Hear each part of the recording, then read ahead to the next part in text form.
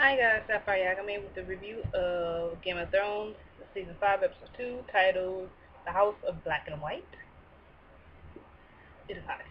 Okay, starting off in King's Landing, we have Cersei and Jaime receive a message from Dorne, a small viper statue with a necklace in its fang. Cersei tells Jaime that the necklace belongs to their daughter Marcella, who was sent to Dorne by a tyrant. Tyron, yeah. I keep getting those two names confused, I don't know why. Jaime tells Cersei that he will travel to Dorne and bring Marcella back. He travels to meet with Bronn. Is it Bronn or Bronn? Because there's like two N's in there. Bronn, Bronn. I'm going with Bronn.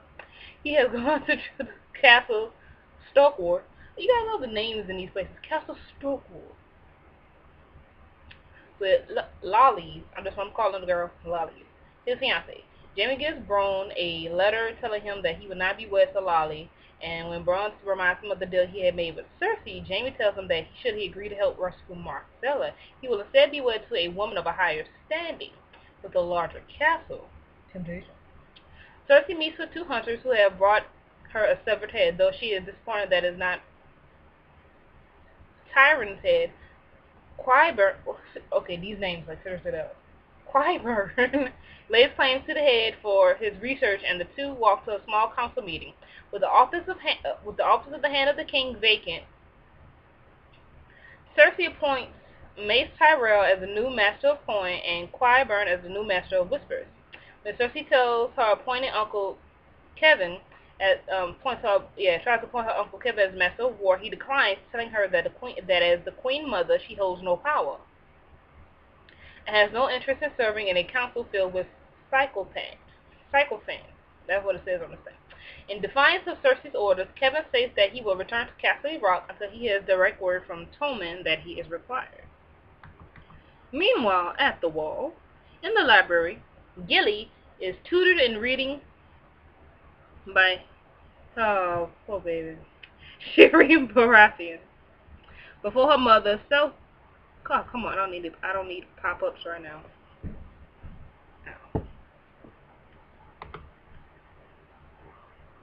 Jesus, God.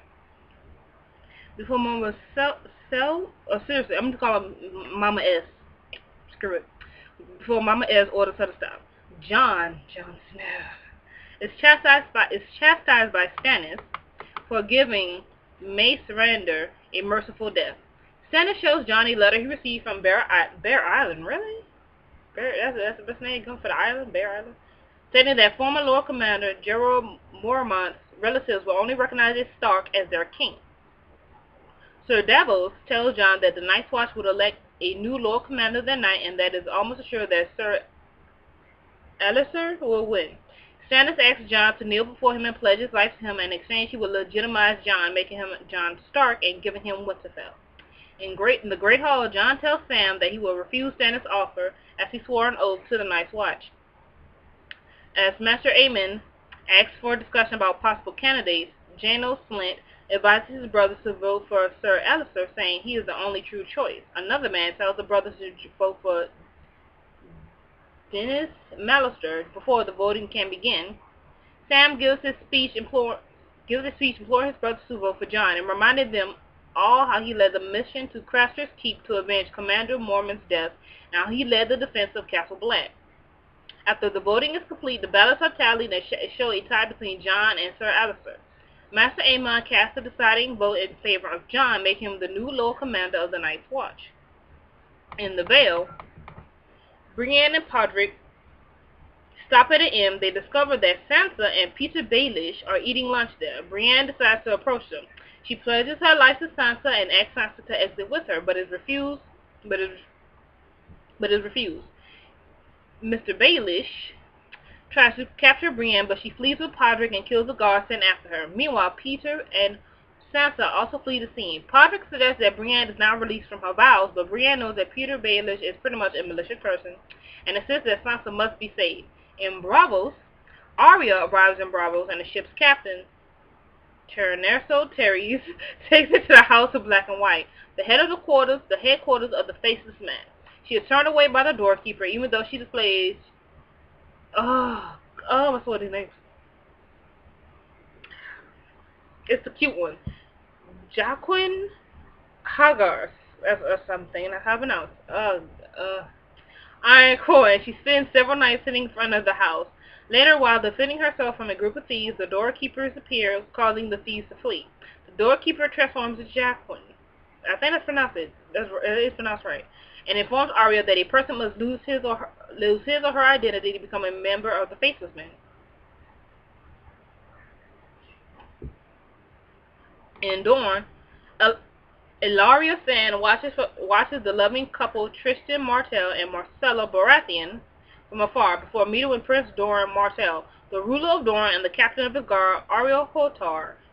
She demands that he take action for the murder of Oberyn, though he reminds her that Oberyn was killed in a trial by combat, which by law is not considered murder.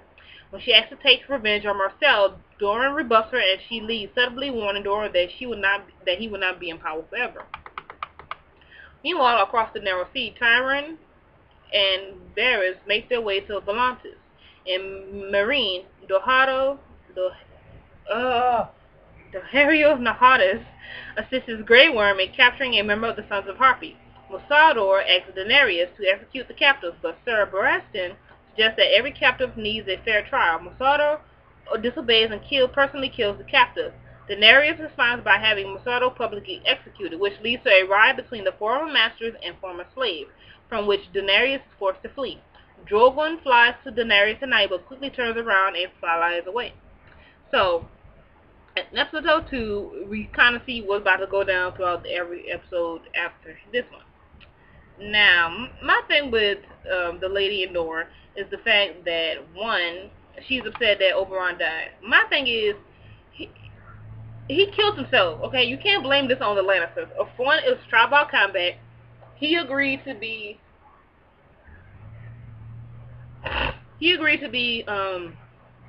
Tyrion's, what's the word? It's the word I'm looking for. He chose to be their champion. That's it. He chose to be Tyrion's champion. Okay, and he had him on the ropes. He had the mountain down. He had him down, but he kept talking about, "You say my sister's name, say her name, say her name," and then what the mountain did, clipped that fool, squished his head in. He brought that on himself. Okay, I'm pretty sure everybody was watching the same fight. I know I was watching the same fight. It's not like the Lannisters dragged the dude in there and then killed him. He put that onto himself. I'm sorry. She needs to get over herself, like, for real. That's all I got to say. Anyway, comment, rate, subscribe. I'll see you guys a year from now. Literally a year from now for season 6 of Game of Thrones. Because apparently, I'm not sure. I haven't read the book, so I don't know if it's matched up with the books, if it's caught up with the books that they have so far. Because I know the author is still writing. And now I kind of like want to read the books, but then I'll get mad because he hasn't finished the books yet, and I don't like being sort of left hanging. It's just not me. So again, comment, rate, subscribe, and I'll see you guys next time.